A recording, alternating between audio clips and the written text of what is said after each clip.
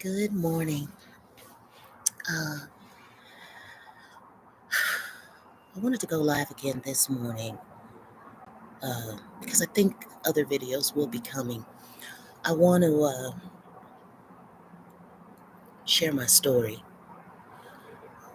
partly to correct misinformation that has been out there, and not uh, misinformation intentional, like just misquotes, like when Channel 9 News did the report for whatever reason. They said that Quincy was 27 years old. Quincy, at the time of her death, was 35. So I'm going to just start briefly with what happened. But I think I need to go back to at least April of 2024. Uh, April, I was preparing for a trip with my girls, my high school girls, and I try to take a trip annually. And April, we were to be going to Jamaica. I never made that trip because one night prior to April 5th, so it might have been the first, second, third, fourth of April, one evening, I'm preparing to go to bed and I get a phone call from the hospital that says Quincy is in ICU, unconscious. I get up, get dressed, head to the hospital where I stayed for the next 28 days. I did not go on the trip to Jamaica because Quincy was dying from pneumonia. Uh, Quincy was dropped off by her case manager or somebody from Colorado Coalition from the Homeless. I have been an active participant in Quincy's life, uh, all Quincy's life, regardless of the decisions that Quincy made. uh, and what I was told when I arrived at the hospital was that if I had any family members to call because it, the situation looked like Quincy may die. And I was beside myself. I called Quincy's dad, who flew in from Georgia. I called Quincy's grandma and Quincy's brother. Quincy has a brother that came and sat with me. And I refused to leave Quincy in the hospital because Quincy was unconscious. And I knew, although the doctors are tasked with, when we go to the hospital to save us and take care of us, but I knew, looking at Quincy, they saw Quincy, and I could tell by the way they were handling Quincy, they saw Quincy as some homeless drug addict. I stayed at the hospital 28, 29 days because that was my Quincy. And as long as Quincy couldn't talk or let them know what Quincy needed, I was going to be Quincy's voice until Quincy was able to say and communicate.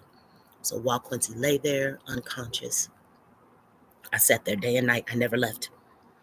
I stayed in ICU with Quincy, and I prayed to God not to make me choose the hard I was facing. I apologize. I prayed to God because I knew if Quincy died in the hospital, that it was going to be hard for me. And I also knew if Quincy pulled through, that it was going to be hard for me. So I just prayed to God not to make me choose. So I stayed in the hospital 28, 29 days. I remember when Quincy's father came to the hospital. Uh, he said that he hadn't, hi love, this is Quincy's older brother. This is Quincy's older brother coming to say good morning to me. Um,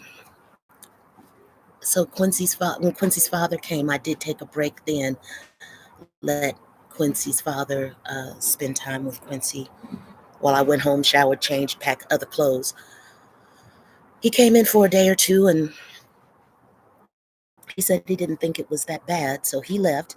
And in short, I will just tell you the story is Quincy did recover from having pneumonia, but at one time, both of Quincy's lungs were so bad. They had a tube. Quincy was unconscious. The tube was breathing. Liver, pancreas, kidneys failed, were failing.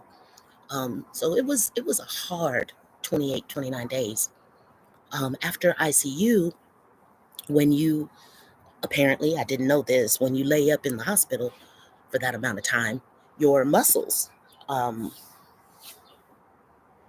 lose the ability to. So we had to do 2 weeks in rehab, rehabilitation, to walk, to talk, because the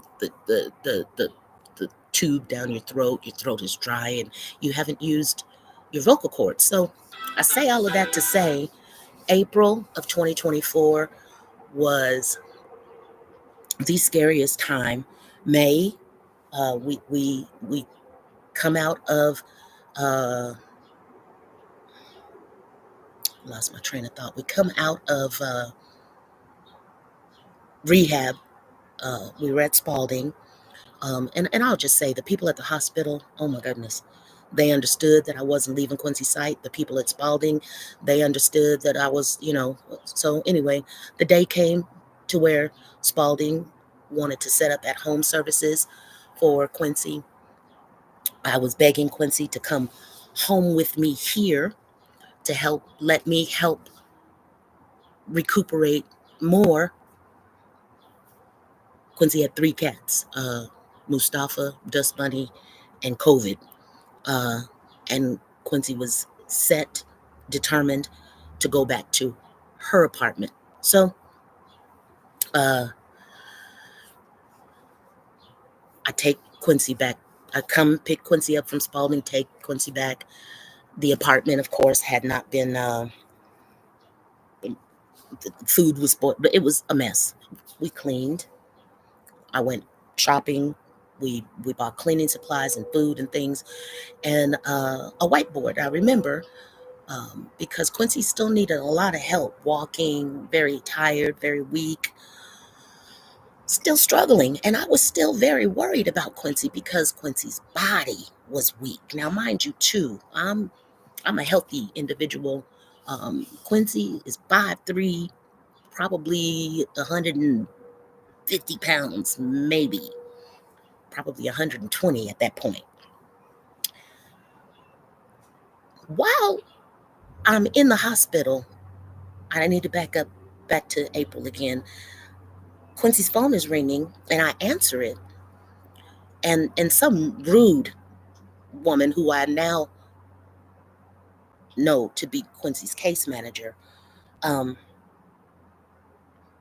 was demanded to speak to Quincy, but Quincy couldn't speak because number one, Quincy was unconscious. Anyway, the person was so rude, I turned Quincy's phone off. But I'm confused because no one from Colorado Coalition called me. And I later confirmed because people were sneaking up to the ICU room, which the doctors had to let them know to stop doing because Quincy's lungs were extremely weak. So, anyway, they were sneaking up there to see whether or not Quincy lived or was alive still. But they did not approach me. They were waiting, like maybe if I had gone to go get food, people would come into the room, unbeknownst to me. But I later confirmed that because one case manager I did catch, her name was Amanda. I pulled her to the side. We went and sat in the family room and talked, and she showed me a text that she had received from Quincy's case manager, which said, laid eyes on Quincy, situation looks grim. And I told her to go back and tell her boss that if my kid died because they just dropped her off at the emergency room and left her, I told her then, go tell your boss I'm coming for you. I didn't like how they handled Quincy, and I didn't like how they were handling me. When we arrived at Quincy's apartment after coming back, and this is in May, Quincy couldn't get into her apartment. They had changed the locks. Maybe because somebody was staying there, I don't know. But we couldn't get in. And that was the first time that I met Quincy's case manager, Martinette Green from Colorado Coalition for the Homeless. Um, she wanted to backpedal and apologize for the way that she talked to me on the phone, stating that she didn't know. However, they text me on my phone, this is the SIB team. How am I going to know what SIB is? Still don't know. It seemed inappropriate. I tiptoed around. Long story short, Spalding had tasked me with setting up in-home care for Quincy, which Quincy fully qualified for. That was necessary for more rehabilitation to help with the thing, with navigating her apartment and being able to clean and those things. And she still had to take really good care of her lungs. 2 or 3 weeks later, I find out that Quincy's Medicaid is canceled. Now, Quincy has been a Medicaid recipient since having her diagnosis and being a participant and client of Colorado Coalition for the Homeless. Why now is the Medicaid canceled? Because they thought Quincy was going to die in April. So now services can't come to Quincy's apartment because the Medicaid is canceled. They thought Quincy was going to die in April. I'm livid. So I'm trying to talk to Martinette Green. We need to get this Medicaid back active. There's no answer as to why it's not active. Long story short, that's May, June. I'm getting calls from Colorado Coalition. We're really concerned about Quincy. Quincy's not engaging in the program. So now I'm going down there, knocking on doors. I'm concerned because Quincy is still very weak. Quincy is still needing to have follow-up appointments from liver and kidney, pancreas, lung damage from having pneumonia. June, July, August, I'm going to the Colorado Coalition. I have to knock on the door, wait for somebody to come and let me in because this building is a fob building. Unless the person comes downstairs to let you in, and I'm calling Quincy on the phone, no one is answering. I'm leaving messages. I'm texting. I'm doing all this. I'm reaching out to Martinette. I'm reaching out to Amber. I'm reaching out to the people at Colorado Coalition. I got a bug in my eye. Have you seen Quincy? They're calling me, telling me that they're concerned because Quincy is no longer engaging in the program. And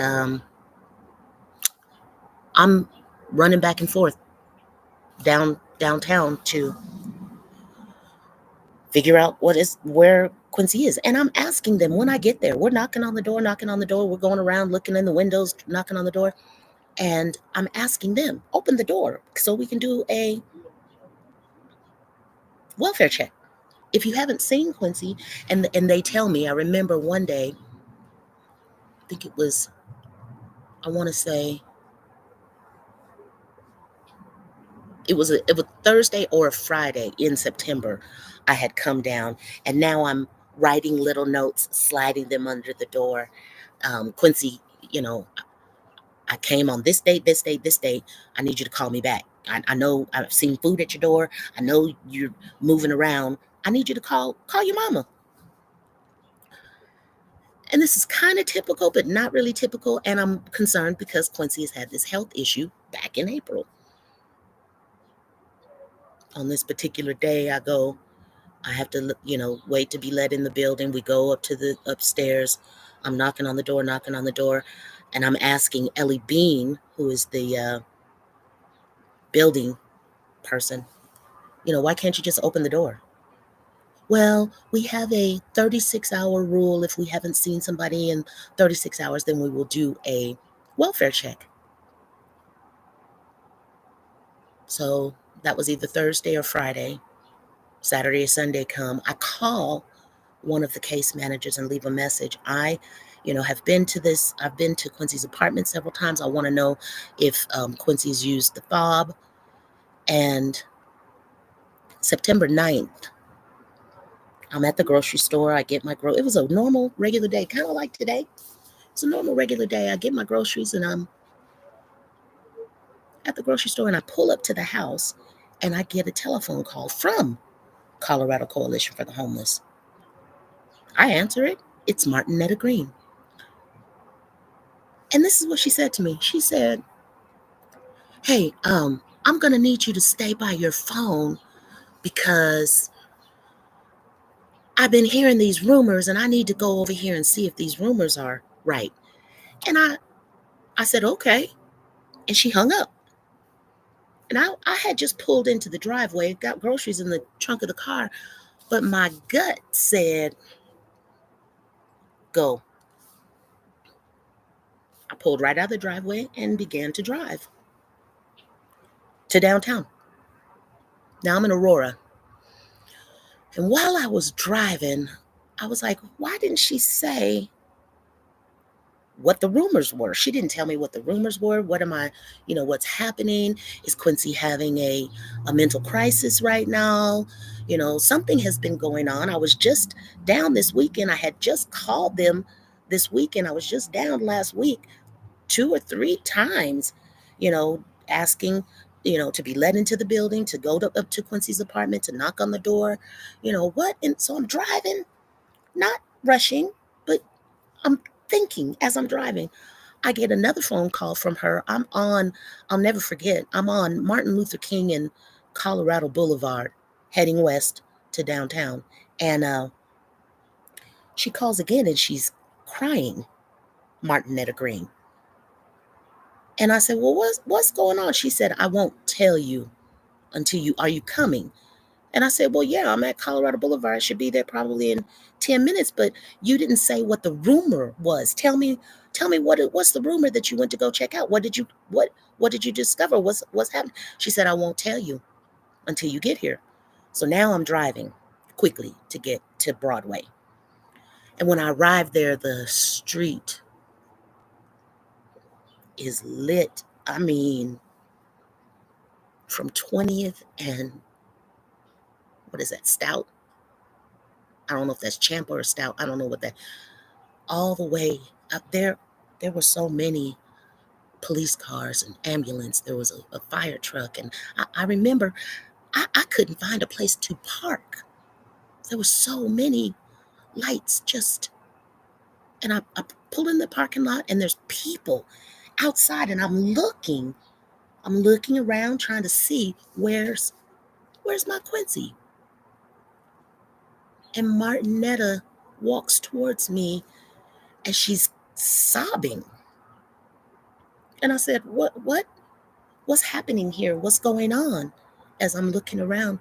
And she says to me, Quincy's dead. That's how Quincy's dead. I go into the building and they're standing at a damn elevator that's not working. There's Martinetta. I don't know if these people were resident. There were 3 or 4 people. And I'm still trying to, in my mind, process what this person just said to me. And I turned around and I saw the door to the stairwell. So I took off running and ran up the stairs. The damn elevator wasn't even working. And I get to Quincy's, and they follow me. these people. Follow me. I'm running up 2 flights of stairs. And I get to Quincy's door, and there are police officers. And I go to try to get in, and they hold me back on the wall. And I said, I'm Quincy's mom. I'm Quincy's mom. What has happened? And a police officer said to me, um, we're waiting for the detectives to arrive. There's a gurney outside, because I remember touching this gurney, but there's no body on it. And I'm wanting to get to Quincy. And the police officer said, we're waiting for the detective to come look at the scene, and you can't go in. This was about 1 o'clock in the afternoon. They walked me over to a family room that is adjacent to Quincy's apartment. In fact, from that family room, you can look out the window and see Quincy's living room window from where I'm in. So I'm pacing back and forth, and I call my son, the one who just came here, and I said, I'm gonna need you to come. I'm gonna need you to come to. I'm gonna need you to come to your sister's apartment. Don't go home. Come to me. Come straight to me. And he said, "What's the matter?" And I said, I don't want to. I don't want to tell you over the phone. But I'm gonna need you to come here where I'm at. And I'm standing in this room. I'm looking at my daughter's window, and Martinette, Ellie Bean, there's some other people I don't know, staff from Colorado Coalition for the Homeless. And I asked them, did you see Quincy? No, they never, no, none of the staff had seen Quincy. None of the staff had discovered that body. And so I believed at the time, because they couldn't tell me that they had seen Quincy,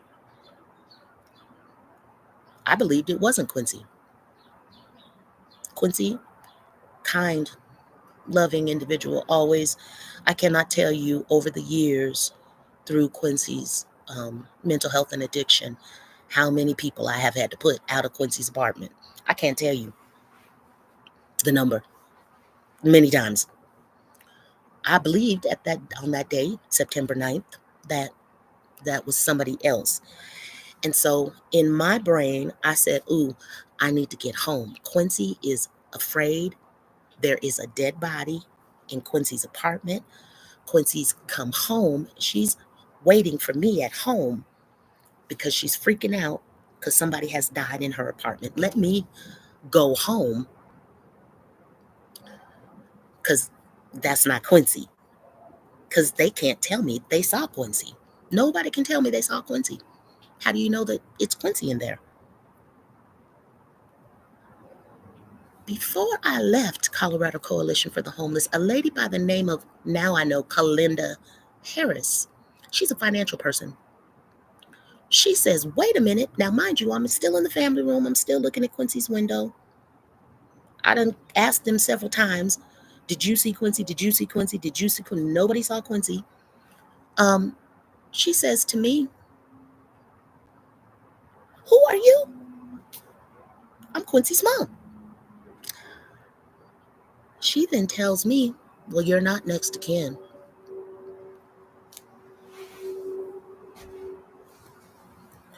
Who, while you're waiting, unsure to know if your loved one is in some place covered in blood and blankets and what, who further dehumanizes, insults, victimizes the family?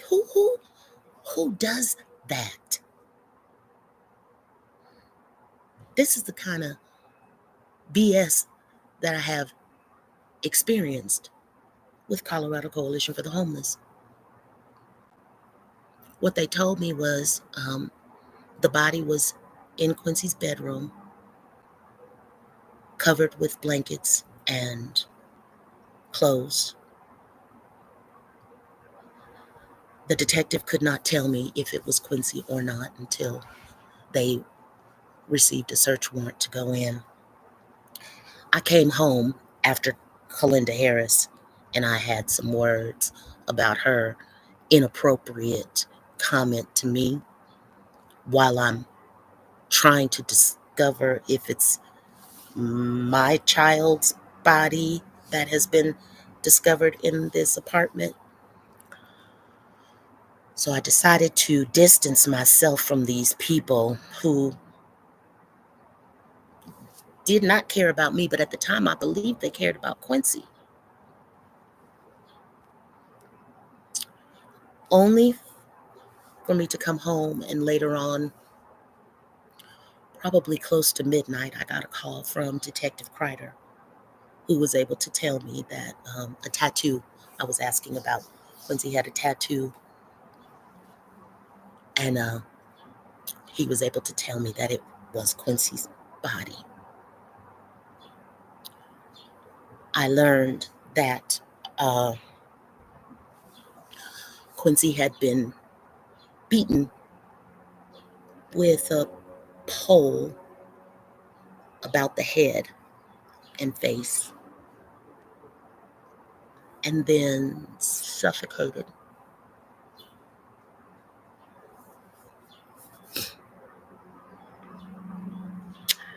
And that the murderer then took money out of Quincy's pocket and gave it to the accomplice who was also there. There were two people there during the murder. Both of these people have uh, co- told their story to the detective. And the murderer took money out of Quincy's pocket, gave it to the accomplice, and instructed the accomplice to go buy meth. And the accomplice took the money, left the apartment, went and bought meth, came back to the apartment where they sat for 2 days and smoked meth while my daughter's body lay there. I now know, after talking to the accomplice myself, because the Detective Mark Crider, said that he was an instrumental witness. My son and I questioned the day that Mark Crider came to my home here to tell me that they had caught Jasmine Taylor. Jasmine Taylor confessed to beating Quincy in the head with a pole. Jasmine Taylor confessed to suffocating Quincy. Jasmine Taylor uh,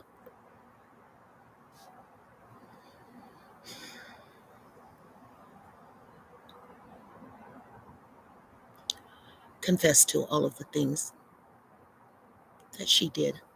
Um, Detective Mark Crider presented the accomplice, Trey, as someone who was instrumental in telling him or confirming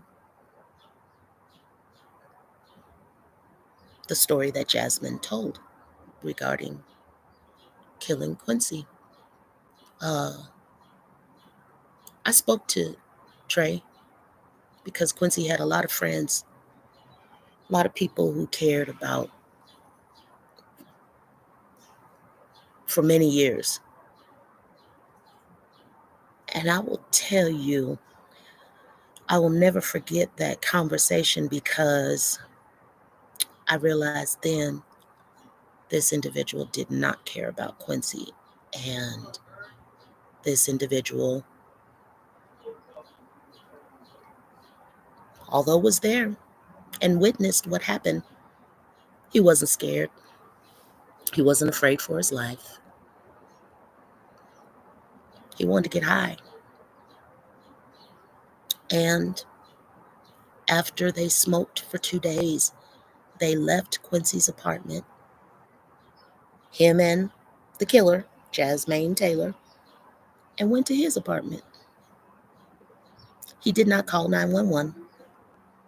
He, in passing, walking down the hallway, mentioned it to another friend of Quincy's, who then spoke with another friend, who then called the police and insisted on a welfare check. And that's how I came to know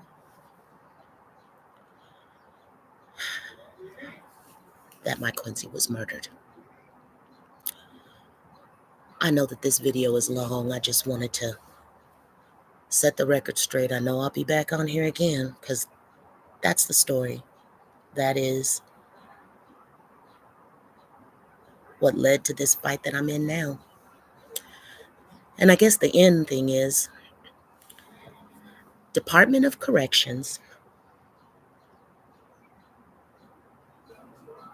Jasmine Taylor was a parolee. Department of Corrections had a warrant out for Jasmine Taylor's arrest.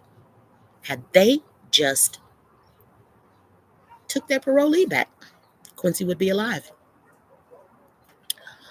But had Colorado Coalition for the Homeless not allowed Jasmine Taylor to reside without a lease, without being a client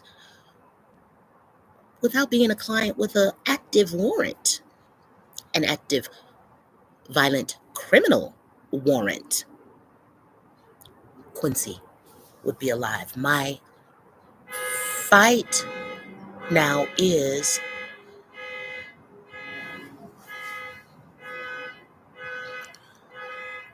there were some checks and balances that were not followed. In short, Colorado Coalition has tenant rules and regulations. You can have visitors. They sign in and out at the desk. Can't nobody get into the building unless a person brings them into the building. People are not allowed to stay in the building without a lease, without approval from property management, Ellie Bean, without a background check.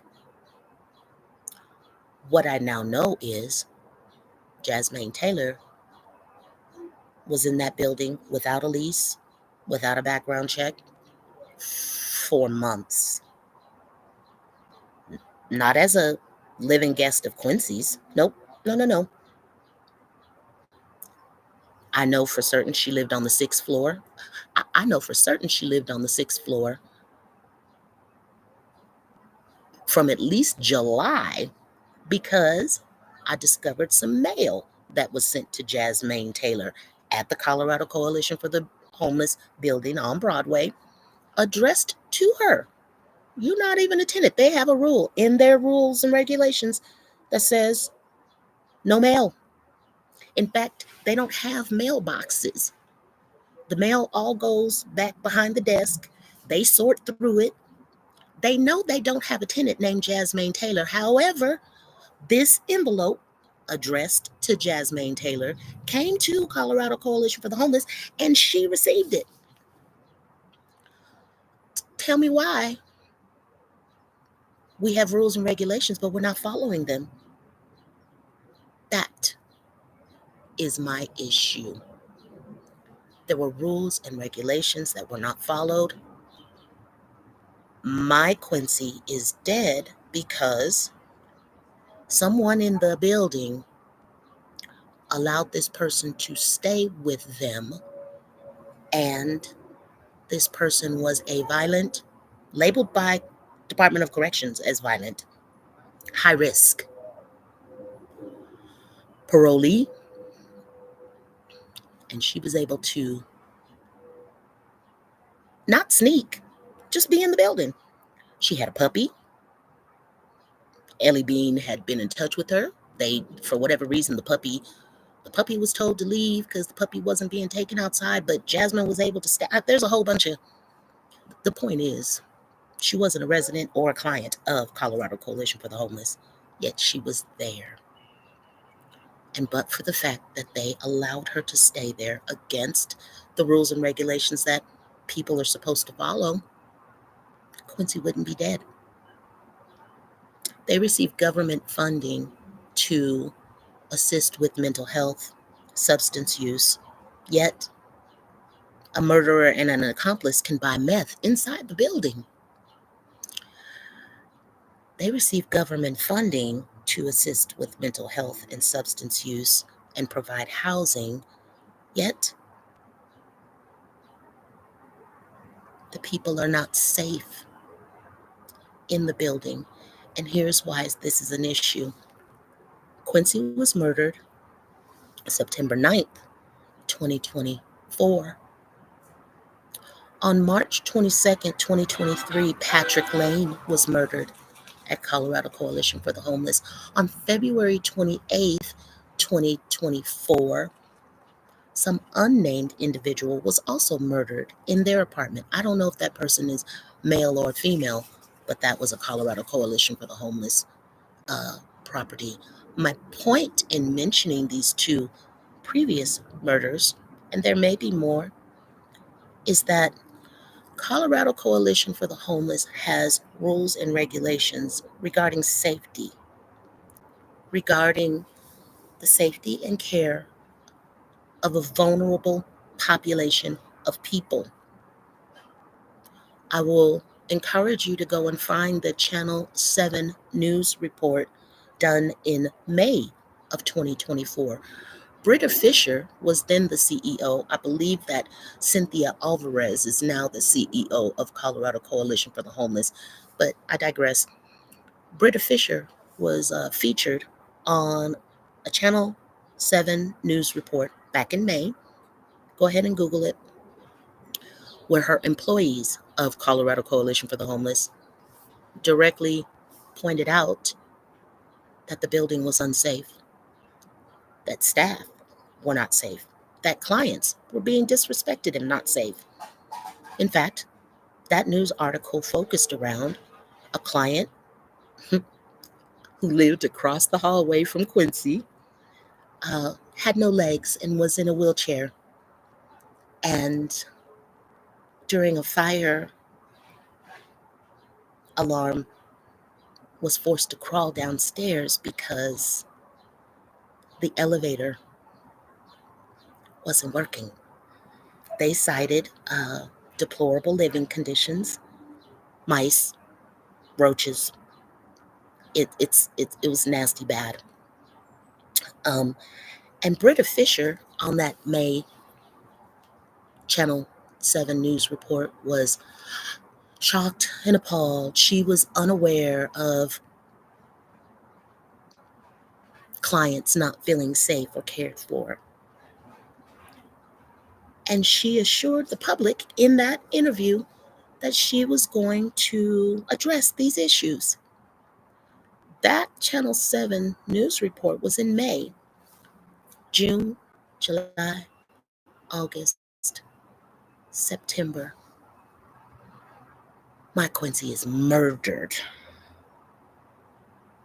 in the Colorado Coalition for the Homeless, and I am treated with such disregard and disrespect by the staff on the day they discover her body.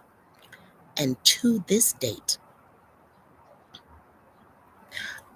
I can't say no condolences because the legal staff did send condolences last week when they refused to sit down and have a discussion about their negligence regarding Mike Quincy's murder in their apartment. I say all of this to say If someone came here and beat me about the head and face with a pole and then suffocated me, they would say I was assaulted.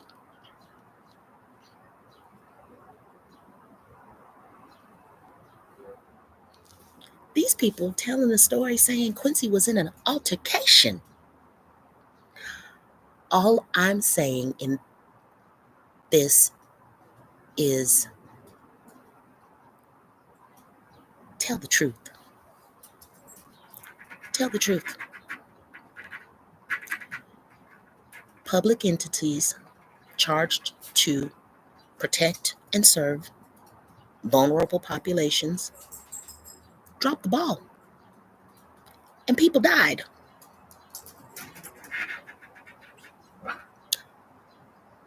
I just want them to be held accountable. I just wanted to share my story and let you all hear it from me.